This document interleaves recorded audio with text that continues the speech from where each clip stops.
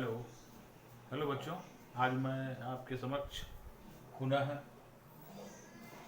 Special contract act second यानी विशेष संविदा अधिनियम सेकेंड, जो कि आपके बीए एलएलबी एवं एलएलबी सेकेंड सेमेस्टर के बच्चों के लिए एक अनिवार्य विषय है। जैसा कि पिछली क्लास में मैंने आपको इसका सिलेबस नोट कराया था। सिलेबस के बाद आपका सेक्शन 124, 125, 124 था आपका कॉन्ट्रैक्ट ऑफ इंडेमनिटी यानी क्षतिपूर्ति की संविदा, जो आपको एक्सप्लेन की थी पूरी परिभाषा सहित, सेक्शन सहित। और उसके बाद सेक्शन 125 उसी से संबंधित जुड़ा हुआ था, जिसमें कि क्षतिपूर्ति कर्ता के दायित्व एवं अधिकारों की बात कही गई थी। अब उसी श्रृंखला में आगे बढ़ते हुए सेक्शन 126 आ जाती है प्रत्याभूति की संविदा। प्रत्याभूति की संविदा यानी contract of guarantee. Contract of guarantee ये हमारी 126 हेडिंग है। इसमें आपको प्रत्याभूति की संविदा, प्रतिभू, मूल ऋणी तथा लेनदार 1, 2, 3, 4 परिभाषाएं आपको यहाँ से मिलती हैं, जो कि एग्जाम में अलग अलग भी पूछी जाती हैं शॉर्ट क्वेश्चन के रूप में। कि प्रत्याभूति की संविदा से आप क्या समझते हैं, प्रतिभू से आप क्या समझते हैं, मूल ऋणी से आप क्या समझते हैं, लेनदार से आप क्या समझते हैं। तो ये 126 जो कॉन्ट्रैक्ट ऑफ गारंटी है, ये पूरा प्रोसेस मैंने यहाँ डिफाइन कर दिया है। इस पूरे प्रोसेस में आपको सभी बातें मिल जाएंगी, सभी के बारे में एक्सप्लेन किया गया है। तो ये परिभाषा आप नोट कर लीजिए बच्चों। आइए एक बार ध्यान देते हैं परिभाषा पर। प्रत्याभूति की संविदा, प्रत्याभूति शब्द शायद आप नहीं सुने होंगे। इंग्लिश में इसको गारंटी कहते हैं। गारंटी, आप गारंटी तो समझ ही रहे होंगे, किसी व्यक्ति की सियोरिटी लेना, गारंटी लेना। तो आगे बढ़ते हैं। प्रत्याभूति की संविदा किसी अन्य व्यक्ति द्वारा, प्रत्याभूति की संविदा किसी अन्य व्यक्ति द्वारा व्यतिक्रम या चूक की दशा में, व्यतिक्रम यानी चूक की दशा में उसके वचन का पालन या उसके दायित्व का निर्वहन की संविदा है। मतलब ये एक अन्य व्यक्ति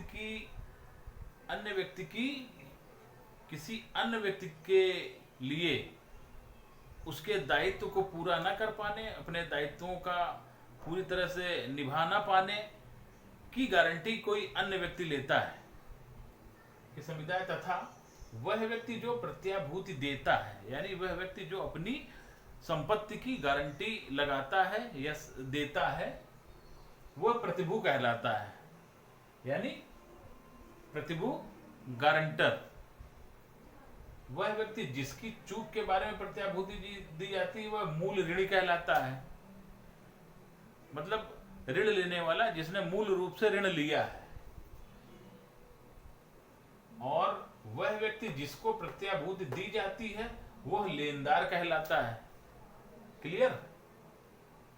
प्रत्याभूति या तो मौखिक या लिखित हो सकेगी। अब ये पूरा जो भी डेफिनेशन है 126 में मैंने एक्सप्लेन कर दी है, लिख भी दिया है। और इसमें आगे थोड़ा सा आपको समझाने का प्रयास कर रहे हैं यहाँ पर कि यहाँ तीन व्यक्तियों के मध्य संविवाद होता है। पहला होता है मूल ऋणी, और दूसरा होता है लेनदार, और तीसरा होता है प्रतिभू। यह व्यक्ति जो है, ये इस प्रकार का संव्यवहार है। ये पहला, दूसरा, तीसरा, तीन व्यक्ति होते हैं। अब जो मूल ऋणी है, मूल ऋणी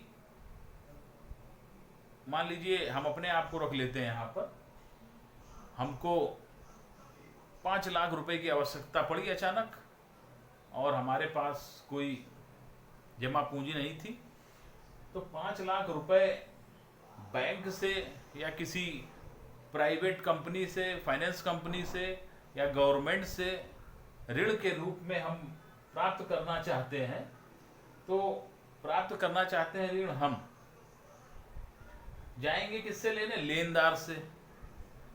जो कंपनी है, फाइनेंस कंपनी है, प्राइवेट कंपनी है, सरकारी कंपनी है या बैंक है, तो वहां पर ये कहा जाता है 5 लाख रुपए तो हम आपको दे देंगे, लेकिन हमको गारंटर चाहिए होगा।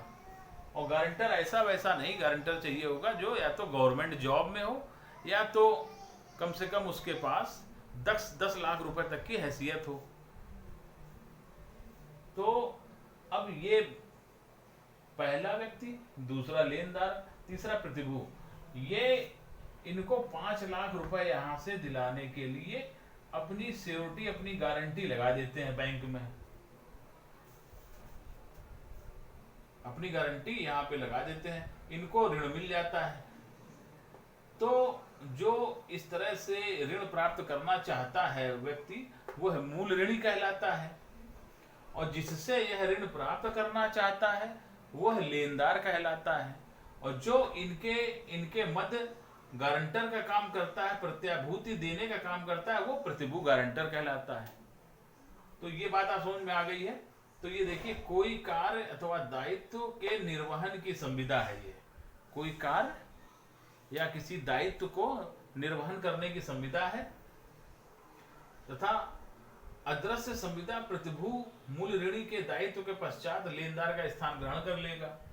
मतलब एक ये संविदा तो है मूल ऋणी और लेनदार के बीच में, लेकिन ये गारंटर के रूप में है। तो एक संविदा इनके मध्य भी है जो कि दिखाई नहीं दे रही। इसी बात की इन्होंने गारंटी ली है कि यदि यह ऐसा कार्य या दायित्व निर्वहन करने में चूक करते हैं तो इनका स्थान, यहां लिखा है, प्रतिभू मूल ऋणी के दायित्व के पश्चात लेनदार का स्थान ग्रहण कर। यानी ये जब चूक करेंगे, इनके चूक के दौरान प्रतिभू के ऊपर बात आएगी, तो प्रतिभू अपने पास से जो इनकी सिक्योरिटी जमा है वहां ले ली जाएगी। अब लेनदार की जगह ये प्रतिभू बैठ जाएगा, अब इसका स्थान प्रतिभू ले लेगा, और अब ये इन दोनों के बीच संविदा हो जाएगी। क्लियर? इसी तरह यदि मूल ऋणी ऐसे दायित्व का निर्वहन नहीं करता तो प्रतिभू स्वयं दायित्व की पूर्ति करेगा। यानी मूल ऋणी अपने जो दायित्व थे उसको लेनदार के प्रति नहीं निभा पाता है, तो प्रतिभू स्वयं ऐसे दायित्वों की पूर्ति कर देगा, उसके बाद लेनदार का स्थान ग्रहण कर लेगा। बात समझ रहे हैं आप? अब ये बात तो आप जानी गए कि 3 लोगों के बीच की ये संविदा है। 2 व्यक्ति आपस में कर्ज या ऋण लेने के लिए आगे बढ़ते हैं।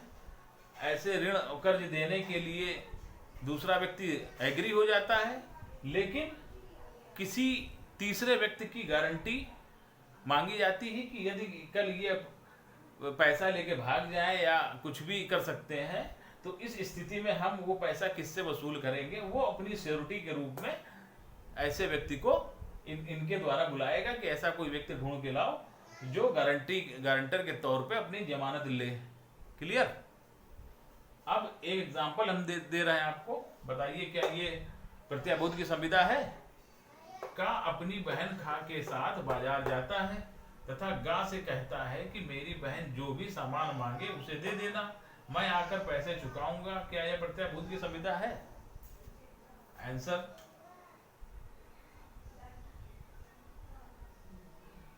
यह है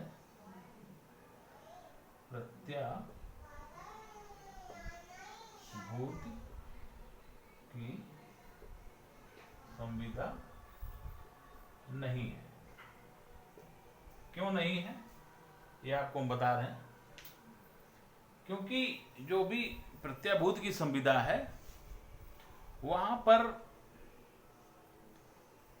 प्राथमिक जो पहला, एक मिनट,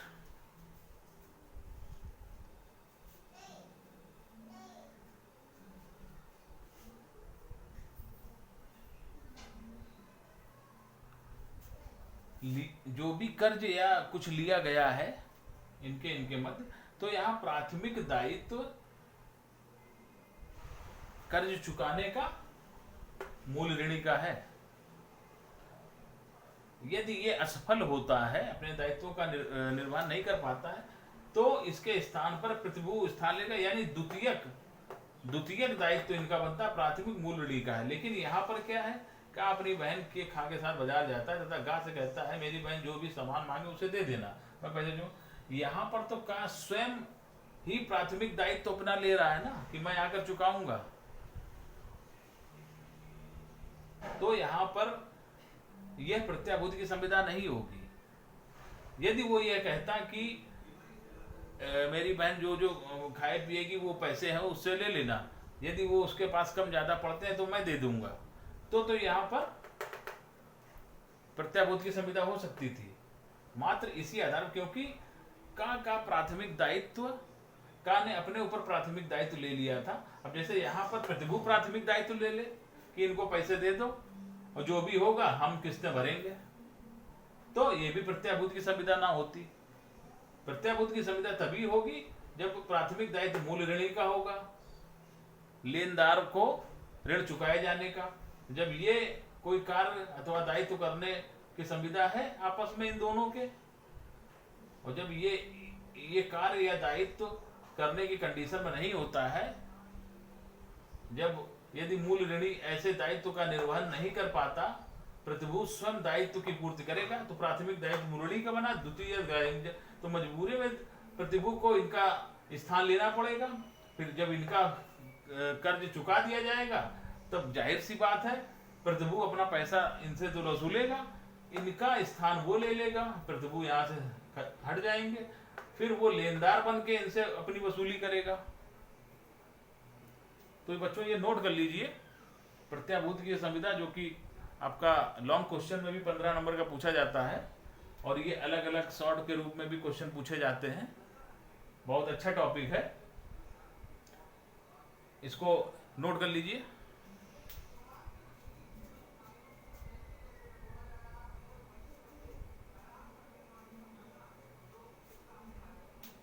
और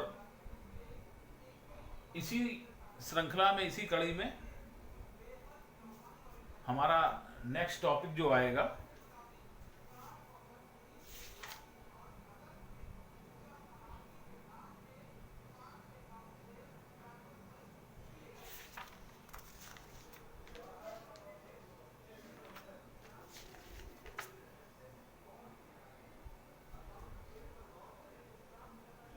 एक बार और इसको क्लियर कर लीजिए।